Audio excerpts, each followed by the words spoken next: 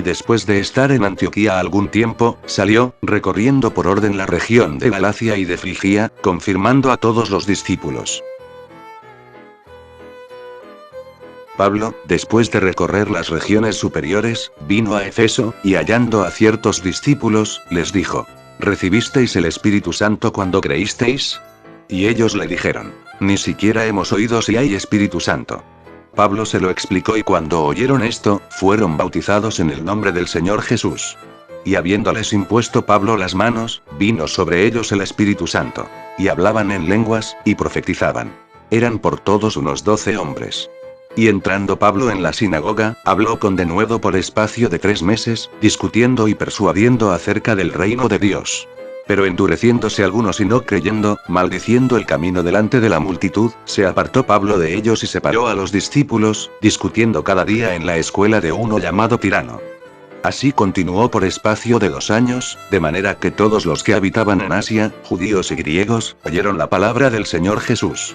Y hacía Dios milagros extraordinarios por mano de Pablo, de tal manera que aún se llevaban a los enfermos los paños o delantales de su cuerpo, y las enfermedades se iban de ellos, y los espíritus malos salían.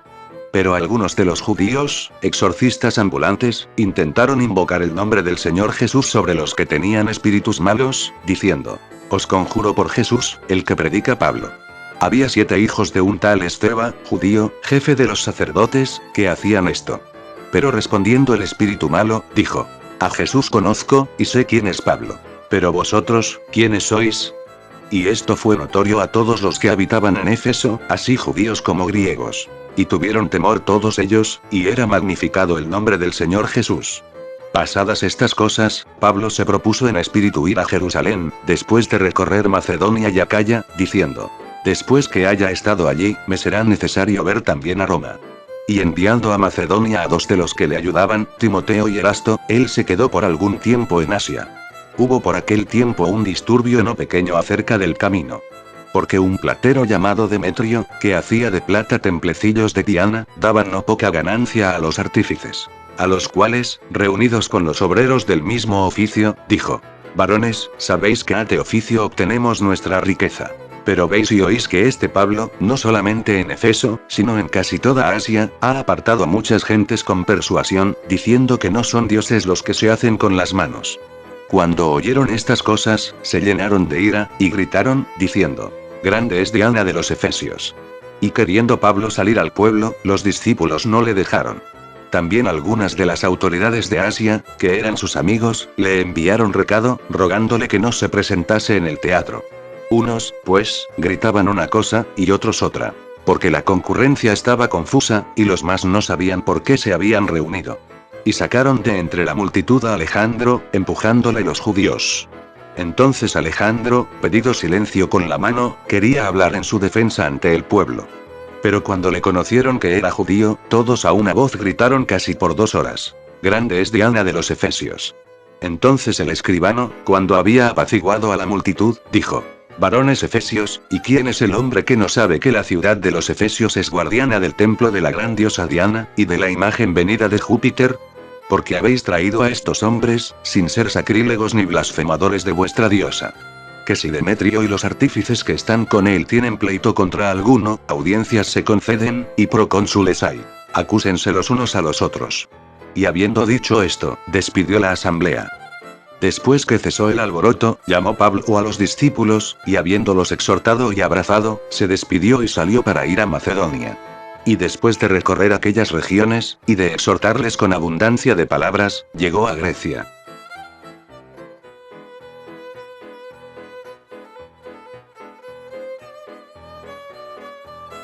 Después de haber estado allí 3 meses, y siéndole puestas asechanzas por los judíos para cuando se embarcase para Siria, tomó la decisión de volver por Macedonia. Y le acompañaron hasta Asia, Sópater de Berea, Aristarco y Segundo de Tesalónica, Gayo de Derbe, y Timoteo. Y de Asia, Tíquico y Trófimo. Estos, habiéndose adelantado, nos esperaron en Troas. Y nosotros, pasados los días de los panes sin levadura, navegamos de Filipos, y en 5 días nos reunimos con ellos en Troas, donde nos quedamos 7 días. El primer día de la semana, reunidos los discípulos para partir el pan, Pablo les enseñaba, habiendo de salir al día siguiente. y alargó el discurso hasta la medianoche. Y un joven llamado Eutírico, que estaba sentado en la ventana, rendido de un sueño profundo, por cuanto Pablo disertaba largamente, vencido del sueño cayó del tercer piso abajo, y fue levantado muerto. Entonces descendió Pablo y se echó sobre él, y abrazándole, dijo: No os alarméis, pues está vivo. Y llevaron al joven vivo, y fueron grandemente consolados. Nosotros, adelantándonos a embarcarnos, navegamos a Asón para recoger allí a Pablo, ya que así lo había determinado, queriendo él ir por tierra. Cuando se reunió con nosotros en Asón, tomándole a bordo, vinimos a Mitilene. Navegando de allí, al día siguiente llegamos delante de Quío. Y al otro día tomamos puerto en Samos. Y habiendo hecho escala en Trogilio, al día siguiente llegamos a Mileto.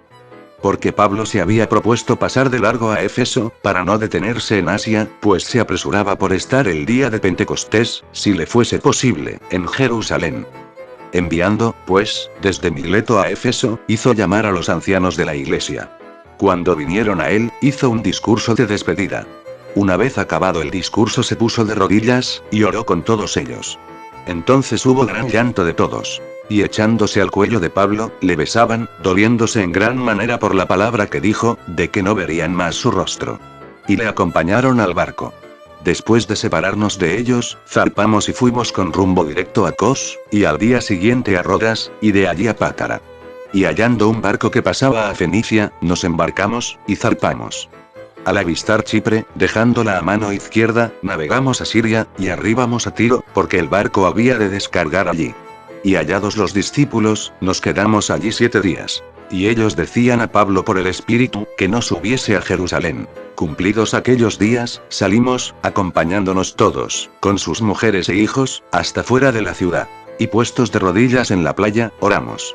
Y abrazándonos los unos a los otros, subimos al barco y ellos se volvieron a sus casas. Y nosotros completamos la navegación, saliendo de Tiro y arribando a Ptolemaida. Y habiendo saludado a los hermanos, nos quedamos con ellos un día. Al otro día, saliendo Pablo y los que con él estábamos, fuimos a Cesarea. Y entrando en casa de Felipe el evangelista, que era uno de los 7, posamos con él. Y permaneciendo nosotros allí algunos días, descendió de Judea un profeta llamado Agabo, quien viniendo a vernos, tomó el cinto de Pablo, y atándose los pies y las manos, dijo: Esto dice el Espíritu Santo. Así atarán los judíos en Jerusalén al varón de quien es este cinto, y le entregarán en manos de los gentiles. Al oír esto, le rogamos nosotros y los de aquel lugar, que no subiese a Jerusalén. Y como no le pudimos persuadir, desistimos, diciendo: Hágase la voluntad del Señor. Después de esos días, hechos ya los preparativos, subimos a Jerusalén. Cuando llegamos a Jerusalén, los hermanos nos recibieron con gozo. A los cuales, después de haberles saludado, les contó una por una las cosas que Dios había hecho entre los gentiles por su ministerio. Cuando ellos lo oyeron, glorificaron a Dios, y le dijeron: Ya ves, hermano, cuántos millares de judíos hay que han creído. Y todos son celosos por la ley.